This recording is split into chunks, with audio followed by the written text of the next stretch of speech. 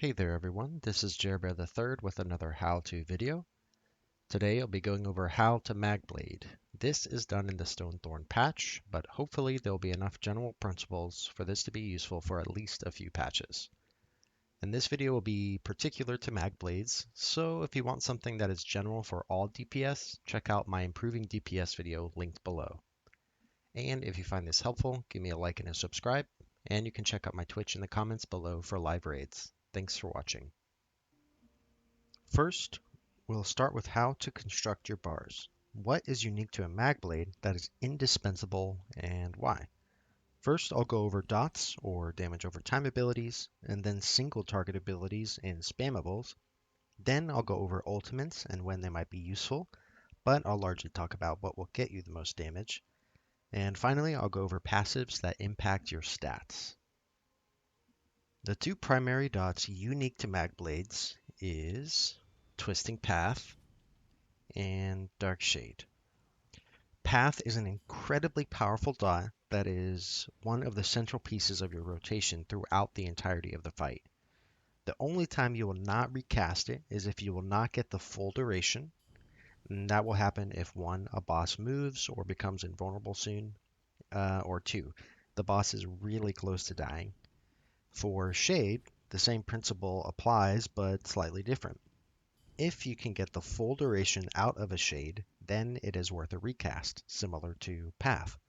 The difference from Path on this is Shade lasts much longer, so it's weaker per hit, but given its duration, it will still do good damage. Generally, you'll recast the skill once at the start of execute and likely not again. Next, we'll go over single target abilities, followed by spammables and ability bar construction. The two single target abilities that are not spammables that are unique to magblades is Merciless Resolve and Impale. Both of these skills are incredibly powerful. I'm just going to walk through them a little bit. So Merciless Resolve, you cast it, it lasts for 40 seconds. Every time you light attack, you gain 1 stack. So let me cast it here. Cast 1 stack. This is an add-on Grim Focus counter. Or action duration reminder also does it. Or if you're just keeping track in your head or watching, 2, 3. Basically, once you get up to 5, the icon here changes to your bow proc.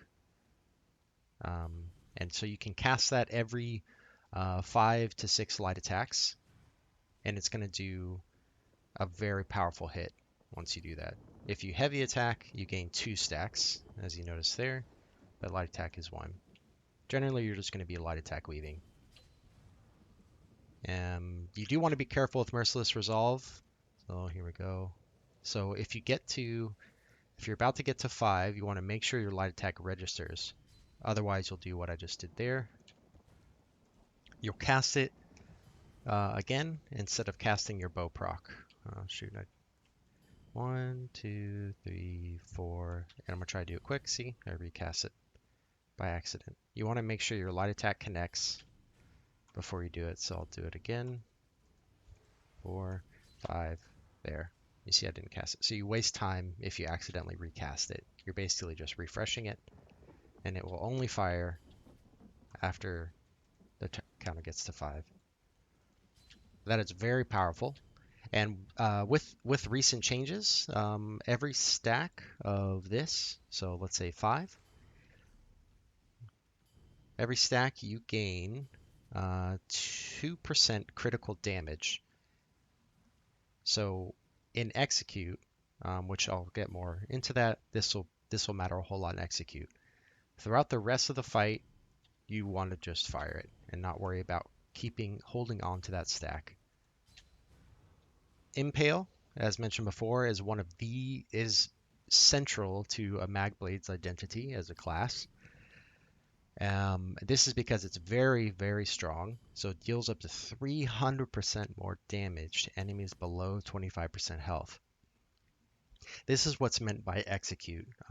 Most classes have some form of execute, meaning damage is increased in some way under a certain percentage.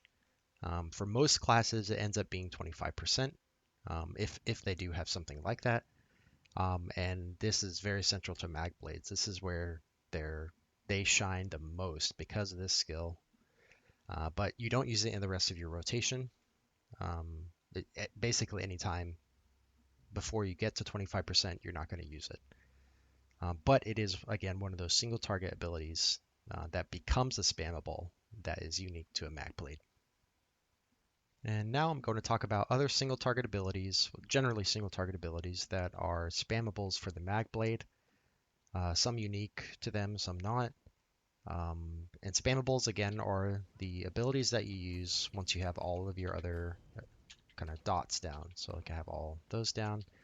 Now it's the ability I'm just, spamming, so spammable until I need to do other things. That's what a spammable means. And which spammable you use will determine the construction of your bar, which gets into passives, which I'll talk about after this particular little section. So some of the spammables that Magblades use, you have Swallow Soul. This one is really great. It hits really strong, and it also is a self heal. So you're basically healing yourself as well the whole time. And it satisfies a passive on siphoning, which I will get to in a little bit. But this is a very powerful choice for the Magblade that's unique to them. Another spammable that is unique to a Magblade that is also very strong is Concealed Weapon. Ideally, this will be if you are in range, so within 5 meters, because it is only 5 meters, and it is very cheap. So sustain is not as difficult with this, but it is very powerful. You just weave it like that. And again, that's another one unique to a Magblade. Another spammable single target is Sigic. So this one actually is just a little bit stronger than Concealed Weapon, but does cost more. As you can see, Elemental Weapon 2091. This one is 1813. So a little bit harder on sustain, not by much. And the only reason why this does pull ahead a little bit is you can apply an elemental status as well as one of the Sigic passives. That this is basically just another source of damage on something that you're attacking that Concealed Weapon doesn't have. So again, this is just a little bit stronger overall, but Concealed Weapon for pure single target, no passives, and for sustain is very, very strong. So those are the single target abilities. Well, you could also use Force Pulse. This isn't strictly single target as it will hit kind of some enemies nearby, but so if you're going for AoE, a very strong AoE centric fight, this is a good option as well. It's also very powerful. It's comparable to Swallow Soul in terms of damage. So in order of pure strength, in terms of your single target ability, Elemental Weapon usually will be the option, largely because of the passive. This passive here on Sigic line, Spell Orb, and it applying a status effect, and that it also just does good base damage. Concealed Weapon is very, very strong, but you have to be in melee, but is stronger than Swallow Soul, which would be the weakest of the single target abilities, but not by much. As mentioned earlier, it's not going to be down by much. The sustain isn't too bad on it, and it's a great self-heal for fights where you're really mobile. Let's say it might be difficult to heal. And then Force Pulse is comparable to Swallow Soul in terms of damage, and has some AoE possibility, up to 2 enemies nearby, as mentioned there. All right, now we will go over passives in terms of things that are going to impact the construction of your bar on front bar and back bar. So I mentioned earlier single target abilities, dots, as well as spammables or AoEs. There are a couple that I didn't mention, largely because it will depend on what your spammable is if you are using these. So for example, and the reason why is if you have Swallow Soul as your spammable, you will not need one of these two. The reason why is this passive right here, Magic of Flood. Increase your max mag by 8% while siphoning ability is slotted. So largely you want to have one of these abilities on your front and your back bar. So siphoning attacks here is wonderful to sustain and typically will go on your back bar. So that takes care of the 8% increase of max magicka on your back bar. And again, if Swallow Soul is your spammable, you don't need another one. If you have any other spammable, mentioned earlier, concealed weapon, elemental weapon, force pulse, whatever, you want to make sure to have a siphoning ability on your front bar.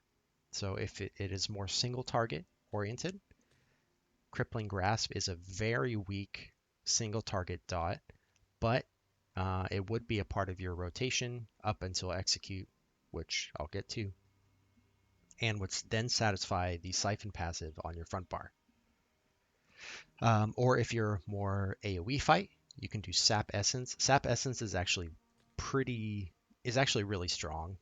For Magblades, you can get right in the action. You're dealing tons of damage, 8 meters around you in a circle, and healing yourself. So it's really good. For example, Locustes with Storm Atros. You can have a single target spammable for Locustes, and then this for the Storm Atros during the ad phase, just as an example. And again, would satisfy the Siphon passive. So Siphon generally, again, want one skill from the Siphoning ability line on both bars. You can sacrifice it on the back bar if absolutely necessary to drop Siphoning attacks, but I don't recommend it as one of your first options. Next up, in terms of passives, will be the Shadow line. The main one in terms of constructing your bar that will make a difference is the Dark Vigor passive. For every shadow ability slotted on that bar will be an increase of 3% max health. So you can see here I have one currently. So if Concealed Weapon is your spammable, that's going to be a 3% increase front bar. Here I have Dark Shade and Twisting Path, so that's an increase of 6%. Some other options, let's say you have Swallow Soul as a spammable. I would now have 0 on the front bar, increase of max health. Another option you can do is to put Twisting Path front bar and have Dark Shade back bar. So both bars, take that off. So both bars would have 3% increase of max health, as you see here. You could also do Dark Shade front bar with Twisting Path back bar and then Orb back bar. Again, you would have an increase of 3% on both bars. This really comes down to preference, to be honest. I learned how to parse on a Magblade with Orb front bar and Dark Shade and both of my shadow abilities on the back bar. So I have way more max mag on my back bar. Not really a huge difference, but one nonetheless. So you can kind of change it up, but that would be the reason for having a shadow ability, one on either bar, in terms of like what those abilities do when you have them on your bar relating to passives. Finally, for passives, we have the Assassination line. This is very central to a Magblade identity, particularly Impale, as mentioned earlier. Very, very powerful single target ability. But in terms of passives, how this makes a difference is the Pressure Point passive in terms of bar construction. Every ability slotted will get you 438 increase in spell critical as it relates to Magblade. Typically, you're going to have 3 on your front bar, so 1,314 increase to spell critical. So you have Merciless Resolve, Impale, and then your ultimate, Soul Harvest. You can also do Incapacitating Strike. That's an option if you're having a very hard time with sustain. It's not a huge difference in terms of damage. I go with Soul Harvest though because it is a little bit more and helps with ultimate regen. But again, relating to passives, this will typically be what you have on your front bar to increase your damage. Okay, so just a quick note on putting it together. Again, we went over the passives. This is for bar construction only. I'll get to what you're using in a rotation here shortly. In short, siphoning ability, increase of max mag by 8% for each slotted. You typically want one of each on both bars. Shadow, for every one slotted on that bar, an increase of 3% health. Not a huge difference in terms of damage where you place these. Assassination, you will definitely want a minimum of 2 on your front bar. Usually you're going to have 3, which would include your Soul Harvest. Merciless Resolve and Impale are just guaranteed to be on your front bar regardless. Now we will go over ultimates, and there is some variation to this given circumstances, but I'm just going to go over what is going to give you the most damage for a Magblade. So pretty much every mag user, almost every mag user will have Destro. That is a very powerful, huge AoE source of damage. Very good, very strong. For Magblade in particular, you will, I'll venture to say, always have this ultimate slotted on front bar, if not on both bars. And the reason for this is one, it attributes to the pressure points passive mentioned earlier. 2, if you have Soul Harvest slotted, you gain ultimate every time something dies. So, but again, still, if you have this also on your back bar, you'll have the spell critical on the back bar too. But the big thing about this that makes this so powerful for Magblades is 2 things. One, it is a very cheap ultimate, so 70 ultimate. You gain that so fast on a Magblade. And 2, it increases your damage against the target for 6 seconds. That is a lot. That is a huge burst. So you have to be strategic, and I'll get into using that in your rotation here very shortly. But those ultimates are key and central to a Magblade. Destro for huge, strong, powerful bursts or AoE, and then the Soul Harvest, which is that quick punch of damage that you'll see often in Magblades in terms of waves of damage. All right, so I know that was quite a bit to go over, but that's all of that together goes into how you construct your bars and do your rotation on a Magblade, how you actually do good damage. So that is now going to be our focus for the remainder of the video.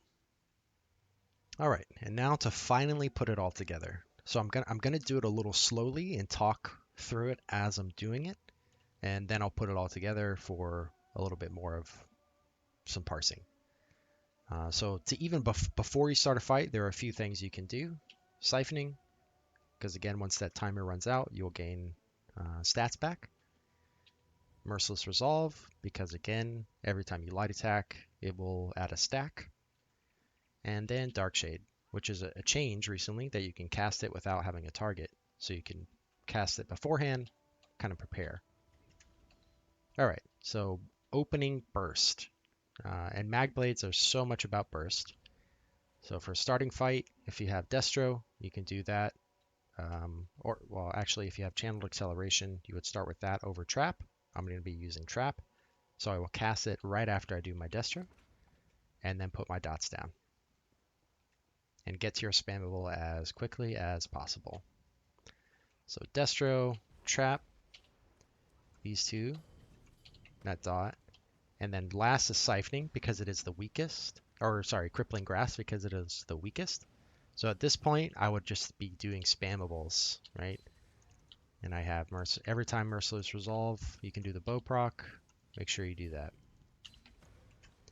All right, so at this point, my dots have ran out again, right? So you want to make sure to do it in an order from most important to least important. So here, Minor Force is very important because it increases your crit damage by 10%. Next, we have Path and Wall. Again, Wall because it triggers your enchant on the back bar, Path because it is very strong, and Orb. Those are going to be kind of three central throughout the entirety of the fight, with some nuances during execute. Same with Shade. I would probably do Shade fourth in line of those, and then your last one being Crippling Grasp. Now, with having all of these up, you want to make sure to have at least 4+ seconds left on all these dots. So I'm just going to do it here, and then you will cast your Incap or Soul Harvest. So for 6 seconds, this will be taking increased damage from me. So that's increased damage from all of the dots ticking on it, and the spammable and Merciless Resolve. So that's why you want generally 4+ seconds left on your dots before casting a Soul Harvest. So I'm about to have it again. Again, I'm not doing a perfect rotation here, just to explain it. They're all up. I have a Soul Harvest. Bam. Got it. And I can just spammable for a few seconds. Okay, refresh my dots. Okay, I'm out of mag. But that's kind of the idea. Magblades, as mentioned earlier, are very burst oriented. So, and a lot of that burst centers around Soul Harvest because you have that huge uptick of damage for 6 seconds. So you typically want to make sure you have your strongest dots down, if not all of them, before you incap to be able to go into a spammable, which will be even more important in execute because all your damage is just going to ramp up in execute due to impale. So again, keeping in mind this burst orientation of damage centered around Soul Harvest, you want to categorize your dots in terms of the damage that they do. This is true throughout the fight, and then I'll talk specifically about execute here in a little bit. It's just a little bit of nuance there.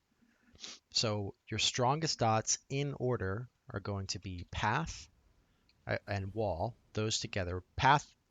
Wall itself does not do a lot, but again, it's more about the passives and the from the Maelstrom Inferno and the enchant that you're proccing. So that's what's more important with that. So Path and Wall, and then Orb. So those three, as mentioned just a little bit ago, Shade, if you get the full duration, if you get the full 20 seconds, and then Crippling Grasp. And in Crippling Grasp, you're actually going to drop entirely in Execute, because even in Execute, it's not going to do enough damage to match up to one Impale. So that's kind of how you categorize and Execute. Does this do enough damage over the course of its duration to be more than one Impale under 25%? That's how you figure out if you drop it or not. And that's true for any DPS. And sadly, Crippling does not meet that criteria. One Impale in Execute will do more than one cast of a 10-second dot. So now I'm going to do just a little bit of parsing, and you'll see, just try to follow how I'm prioritizing what I'm laying down and when I'm letting some things drop off.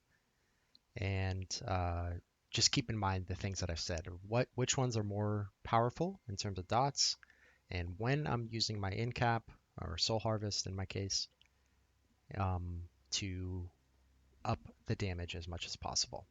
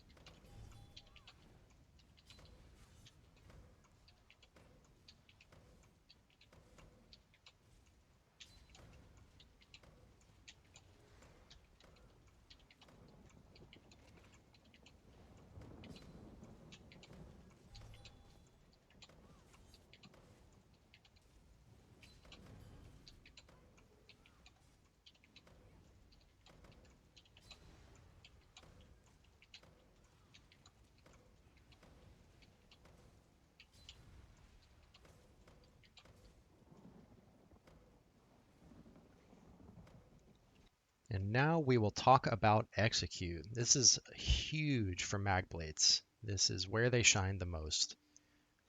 So I'm just going to say you'll use everything except for Crippling Grasp. You will not cast it at all in execute. Everything else you will, but with some nuance. So I'm going to go over each one individually.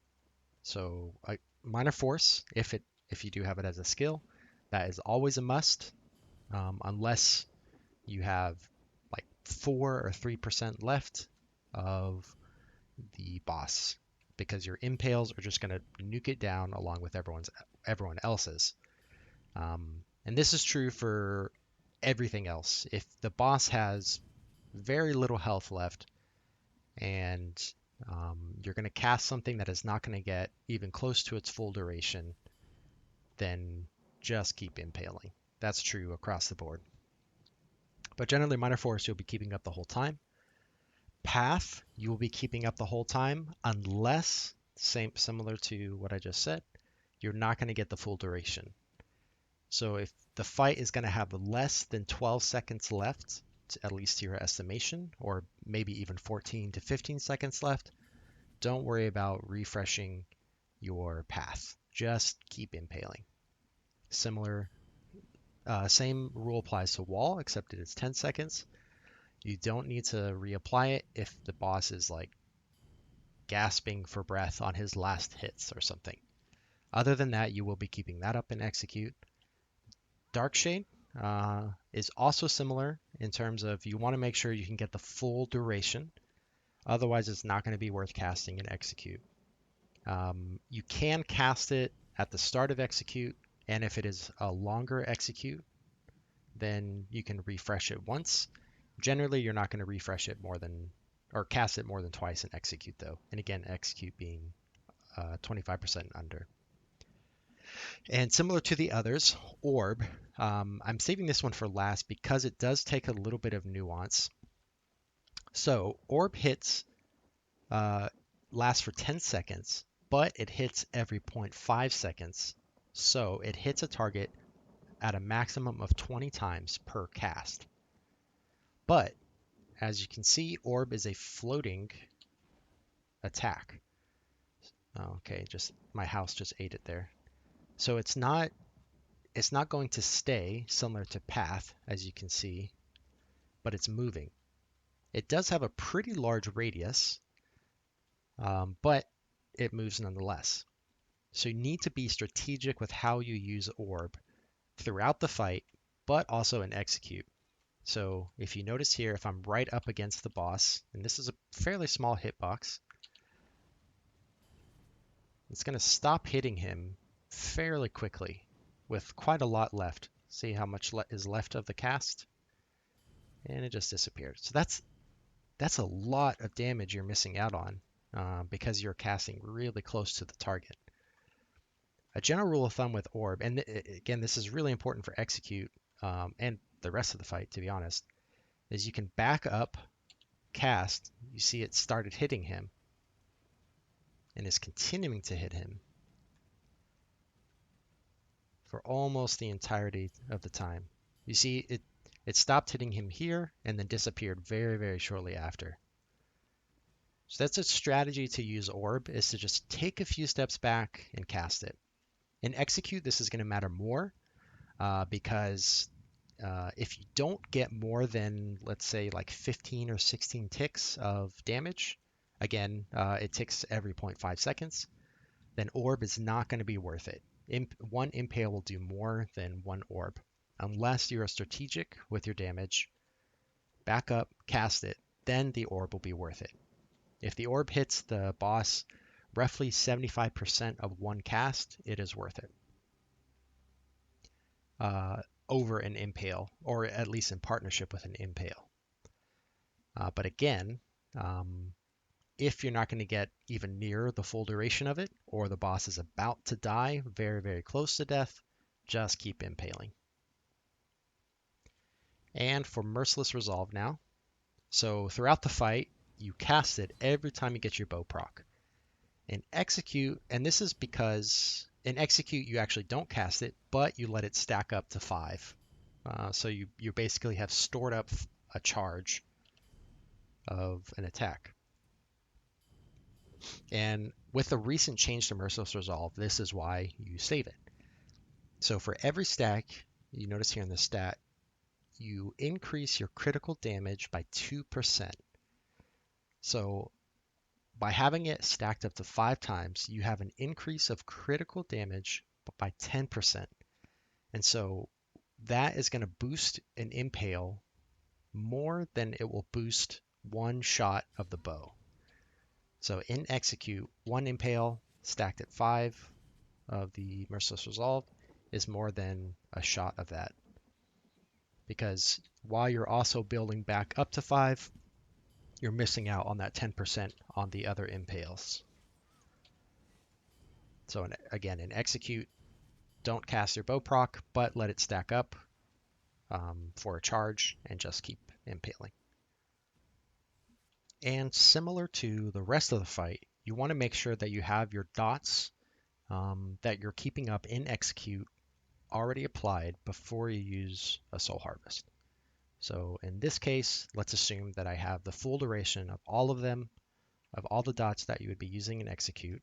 So your minor force, wall, path, shade, orb, again strategically placed, and then your in cap. And you're getting some very sweet hits of impale during that time.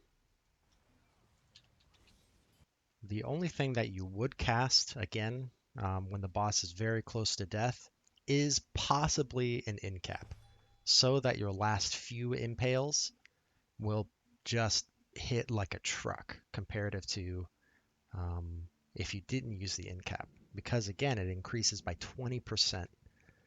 So I'm going to get this, let's just get this down a little bit here. And be careful to try to not kill it. Get it down to like 5%. So it's typically around this range that you would refresh dots one last time. Again, some bosses are just getting nuked or they have less health. This really kind of comes with your experience and as you get to know fights. I definitely know I would not have the full duration of a Dark Shade, so I would not be casting that again. But the others, however, I would refresh one more time. So force, path, wall, orb strategically placed, in cap, bam. And I'm just getting heavy hits of impale. So you can see I almost didn't even get the full duration of path and orb there. Looks like my trap didn't even register on it, but that doesn't matter. But yeah, Dark Shade definitely would not have gotten the full duration, so that's why I didn't cast it. Okay, so a basic summary of your parsing and how to prioritize dots, especially to get a really dynamic parse, which you will get more DPS doing dynamic than static any day, once you get used to it at least, is your minor force, that needs to stay up. Beyond that, path, wall, orb, in that order, shade, and then crippling. And your bow proc whenever it is available. And then for execute, you drop crippling altogether. You do not cast the bow proc, but you let the stack stay, like so. And then from there, you let things drop off as it comes up if you won't get the full duration of that attack. So typically Dark Shade would be the first thing to go, and then orb, path, and wall, and your minor force, and just impaling until it's dead. All right, I know I just went over a lot of information and a lot of very intricate information at that. Hopefully it is helpful to you in terms of why bars are set up the way they are on a Magblade, or how you can kind of construct your own. And then also the actual parsing and how to prioritize, and then especially for execute. So just give it a rewatch. It can be a lot to take in. I know Magblades can be a little complicated, but they're very rewarding for the work that you put in, which is why they're my favorite. I love Nightblades, Stam, and Mag, and hopefully you will fall in love with them too after getting more practice on them. And again, for trials, As with any DPS, it's going to matter on positioning, if it's AoE fight, how and when you're applying damage. All that will just come with practice. But again, in general, hopefully this is some helpful stuff for you as you're learning Magblade, or maybe to help you take the next step in your Magblade proficiency. Thanks so much for watching. Have a great rest of your day.